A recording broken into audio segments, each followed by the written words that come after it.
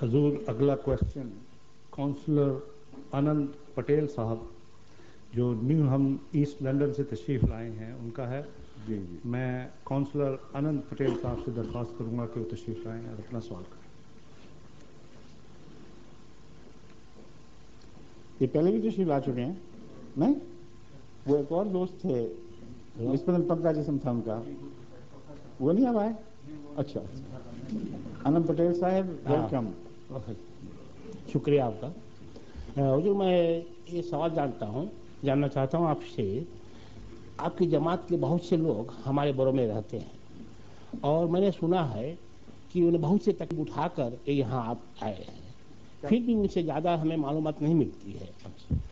تو میں یہ جاننا چاہتا ہوں یہ کیا وجہ ہے کہ آپ نے یہ ظلم و ستم سہتے ہوئے بھی آج تک کوئی آواز بلند نہیں کی؟ یہ بہت اہم سوال ہے، تشریف رکھیں میں عرض کرتا ہوں. آپ بہار کے ہیں؟ جی میں مہاراشٹر کا ہوں. مہاراشٹر حیدرآباد کے بمبئی جو اس کا کیپٹل ہے. اچھا بمبئی ٹھیک. بمبئی کیپٹل میں مہاراشٹر جلگام. آپ کی جو اردو ہے اس پر کچھ بہاری اثر سا ہے تلفظ میں، اس لیے میں کہہ رہا تھا. ایسا تو میں بھارت میں بہت گھوما ہوا ہوں، ہندوستان میں بہت سے علاقوں میں گھوما ہوں، اس وجہ سے اسے بولوں گا.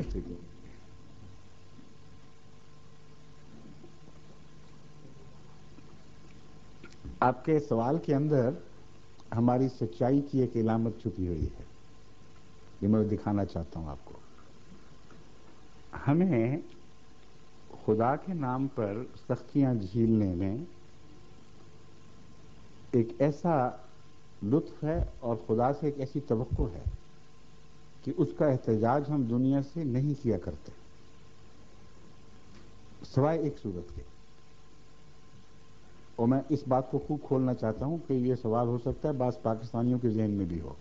ایک طرف تم کہتے ہو ہم خدا سے التجا کرتے ہیں، دوسری طرف تم ساری دنیا میں بتا رہے ہو کہ تم سے کیا ہو رہا ہے. تو یہ کیوں تضاد ہے؟ اور بتا رہے ہو تو ہندوستانیوں کو کیوں نہیں بتا رہے، باقی سب کو کیوں بتا رہے ہو؟ یہ سوال بہت ہی دلچسپ سوال صورت اختیار کر چکا ہے. ہم بتاتے تو ہیں مگر ہندوستانی دوستوں کو زیادہ نہیں بتاتے. یہ ہے اصل صورتحال. وجہ یہ ہے کہ ہم مذہب کے نام پر پولیٹیکل فائدے اٹھانے کے قائل ہی نہیں ہیں اور اس کو جائز نہیں سمجھتے. ہم جانتے ہیں کہ پاکستان اور ہندوستان کے درمیان ایک سیاسی دشمنی اپنے انتہا کی طرف بڑھ رہی ہے، اور اکثر لوگ جو آپ ان ملکوں میں دیکھتے ہیں اگر وہ نیشنلائز ہو بھی چکے ہوں تو چونکہ پاکستان کے سوائل کا نمک کھا کے آئے ہیں، وہی ان کے رشتہ دار ہیں، اس لیے وہ یہ تو پسند نہیں کریں گے کہ پاکستان سے جس ملک کی اس وقت دشمنی انتہا کو پہنچ رہی ہے، قصور کی بحث نہیں دونوں طرف سے ہوگا مگر ہے، ان کا سہارا لیں. ان کو مذہب میں ہماری کوئی دلچسپی نہیں ہوگی مگر یہ دلچسپی ضرور ہوگی کہ ان کے سامنے ہم قواعد رکھیں، ہم ثبوت پیش کریں اور اس کو وہ دنیا میں اچھالیں، اس غرض سے نہیں کہ ایک مظلوم قوم کی حمایت ہو بلکہ اس غرض سے کہ ایک دشمن ملک کے اوپر تبر رکھ سکے. یہ خطرہ ہے ہمیں جو درپیش ہے. ورنہ ہندوستان کا اگر اپنا طرز عمل انسانی تعلقات کے دائرے میں داغ سے بالا ہوتا اور یقین ہوتا کہ یہاں یہ معاملات کو الجھائیں گے نہیں، خود یقیناً انسانی قدروں سے ہمدردی رکھتے ہیں، ان کی حمایت کرتے ہیں اور اپنے ملک میں یہی حال ہے، تو پھر بعید نہیں کہ ہم آپ کے پاس بھی آتے. مگر ہم نے یہ نہیں دیکھا، برعکس دیکھا ہے. ہندوستان میں جو ہندو مسلم کشمکش جاری ہے اس میں بابری مسجد سے جو کچھ ہوا، اس قوم کے پاس ہم جائیں اور کہیں کہ مردان کی ہماری مسجد شہید کر دی گئی، کوئٹے کی مسجد یہ کر دی گئی، فلاں جگہ یہ ہوا، یہ جائز بات نہیں. کیونکہ جہاں ان کے سامنے ان کا اپنا ضمیر ان کی اقدار کی حفاظت نہیں کر سکا، وہاں وہ ہماری اقدار کے لیے کہاں لڑیں گے. ہاں اپنے فائدے کی خاطر ان قواعد کو استعمال کرنے کا احتمال ہے۔ اس لیے میں پسند نہیں کرتا کہ احمدی ہندوستان کے کندھے پر بندوق رکھ کے اپنے مقاصد حاصل کرنے کی کوشش کریں، کیونکہ میں تو اپنے خطبے میں جب پاکستان کو ظلموں پہ کرٹیسائز کرتا ہوں تو ہندوستان کو بھی کرتا ہوں، اور کبھی میں نے دبی ہوئی بات نہیں کی۔ امریکہ کو بھی کرتا ہوں، انگلستان ملوث ہو تو اس کو بھی کرتا ہوں، کبھی پرواہ نہیں کی کہ جس حکومت کے سائے میں بیٹھا ہوں ان کے سامنے حق بولنے میں میرا نقصان ہو جائے گا۔ تو یہ بین الاقوامی سچائی کی حفاظت کے لیے ضروری ہے کہ اقتصادی یا سیاسی اغراض کی خاطر اپنے مذہبی معاملات کو دنیا کے سامنے نہ ڈالیں، جہاں ضروری ہے وہاں بات کریں، اور وہ ضروری کیوں ہو جاتا ہے وہ میں عرض کرتا ہوں۔ ہماری تاریخ میں ہم پر ظلم پہلی بار تو نہیں ہوا۔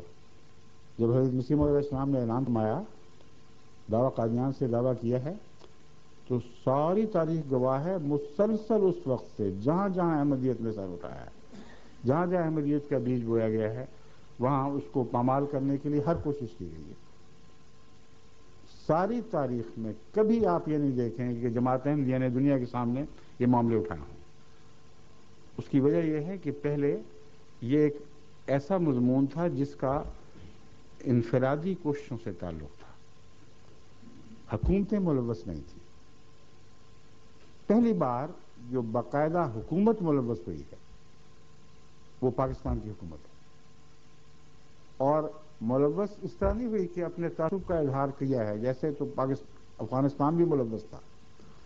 قانون سازی کے ذریعے احمدیوں سے ان کے تمام بنیادی حقوق چھیننے کی کارروائی میں پاکستان تنہا ہے اور ممتاز ہے، کسی عرب ملک نے بھی یہ بات نہیں کی۔ اس لیے ہم عرب ممالک میں بالکل زیادتیاں ہو جاتی ہیں، کچھ لوگ قید ہو جاتے ہیں، ہم جانتے ہیں ہوتا ہے، مذہب کی خاطر قربانی دینی پڑتی ہے، اور جب پاکستان میں حکومت یہ کرتی ہے تو ہمیں دنیا کو بتانا پڑے گا کہ یہ دو کشتیوں میں پاؤں رکھ کر چلنے والا ملک ہے۔ تمہاری طرف آتا ہے، یونائٹڈ نیشنز میں اپنے حقوق مانگتا ہے، دنیا کی دوسری عالمی برادری کی تنظیموں میں جاتا ہے اور کہتا ہے ہم ان سب اقدار کے علمبردار ہیں جن پر ہم نے دستخط کیے ہوئے ہیں، اور عملاً یہ سلوک ہے۔ ڈیموکریسی کے دعوے کرتا ہے، اور ڈیموکریسی کے نام پر انسان کو اپنے ملک کے باشندوں کو ان کے بنیادی انسانی حقوق سے محروم کر رہا ہے۔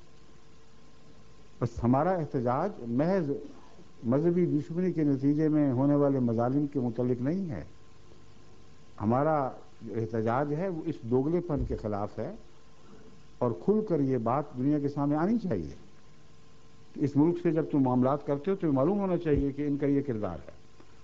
ان کو دباؤ ڈالیں، ان پہ زور دیں تاکہ بنیادی انسانی حقوق پھر بحال ہو جائیں، پھر بھی چلتا رہے گا۔ ہم نے کب امریکہ کے سامنے جا کے کہا ہے کہ فلاں آدمی بیچارے کوئی پکڑا گیا، یہ کیا گیا، وہ کیا گیا، ان کی حمایت کرو؟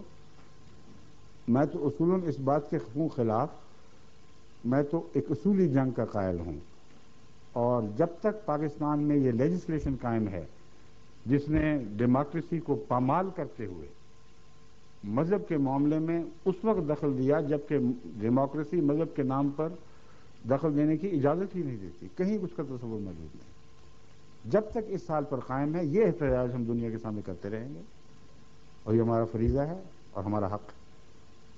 سمجھ گئے؟ شکریہ۔